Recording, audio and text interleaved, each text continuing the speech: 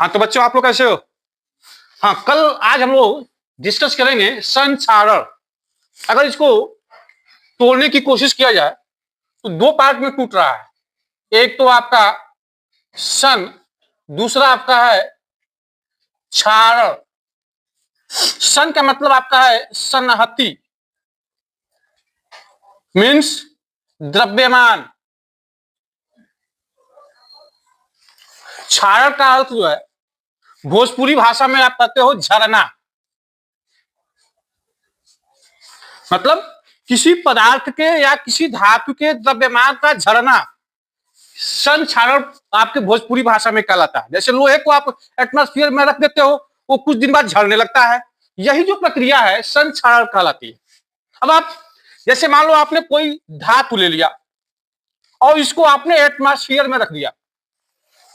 आपने यहाँ पे क्या ले रखा है, कोई भी धातु ले रखा है और आपने इसको एटमॉस्फेयर में रख दिया। एटमॉस्फेयर में आपको क्या क्या मिलता है? मुख्य रूप से आपको नमी मिलेगी, नमी कह लो, जल कह लो या आर्द्रता कह लो, तीनों चीज रहेगा। इसका मतलब यहां पे H2O। दूसरी चीज क्या होगी? वायु मिलेगी आपको। वायु का मतलब O2। इसी वायु में आपका CO2 का भी मिश्रण पाया जाएगा, O2 और CO2। हम किसी धातु को एटमॉस्फेयर में छोड़ दिए तो यह जो धातु है H2 के संपर्क में आएगा और नमी के संपर्क में आकर ये अपना धातु हाइड्रोक्साइड बना लेगा। क्या बना लेगा? हाइड्रोक्साइड। अगर ये O2 के संपर्क में आता है तो ये ऑक्साइड बना लेगा। अगर CO2 के संपर्क में आता है तो कार्बोनेट बना लेगा। स्पष्ट हुआ? आपने किसी मेटल को लिया, वायुमंडल में रख दिया, जब ये मेटल जो है नमी के संपर्क में आया तो हाइड्रोक्साइड बना लिया, ऑक्सीजन के संपर्क में आया तो ऑक्साइड बना लिया, CO2 के संपर्क में आया तो कार्बोनेट बना लिया। तो ये जो तीनों के तीनों है आपके अवांछित पदार्थ है, अवांछित पदार्थ है जो बन जाते हैं।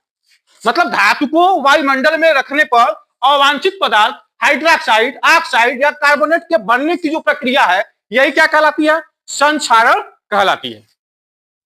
एग्जाम्पल स्वरूप आप देखे होंगे, लोहे को रख दीजिए, कुछ दिन बाद क्या हो जाता है? भूरे रंग का हो जाता है, ये आपका संक्षारण है।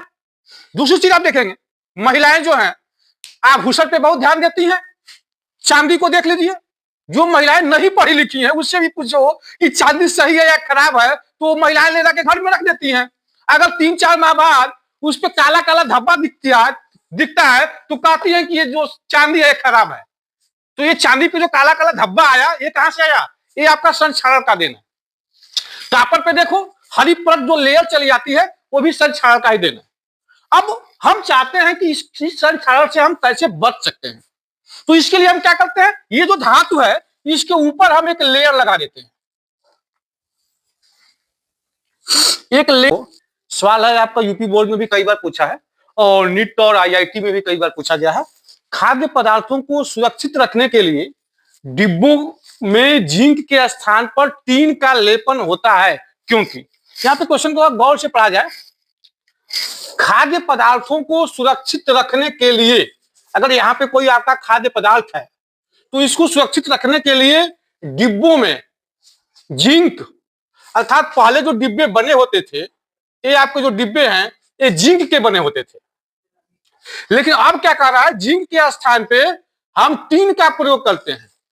अर्थात इसको सुरक्षित रखने का मतलब ये संक्षारित हो रहा था, अर्थात एटमॉस्फेयर से जो भी थे वो इससे क्रिया कर रहे थे, तो ये क्रिया ना करें इसके लिए आप क्या करते हो, इसके ऊपर टीन लगा देते हो, टीन का लेपन कर देते हो, क्योंकि जो टीन होता है इसके सापेक्ष कम अभिक्रियाशील होता है, अतः इसको संक्षारित होने से बचा लेता है। तो कौन सा सही होगा? दूसरा आपका सही होगा।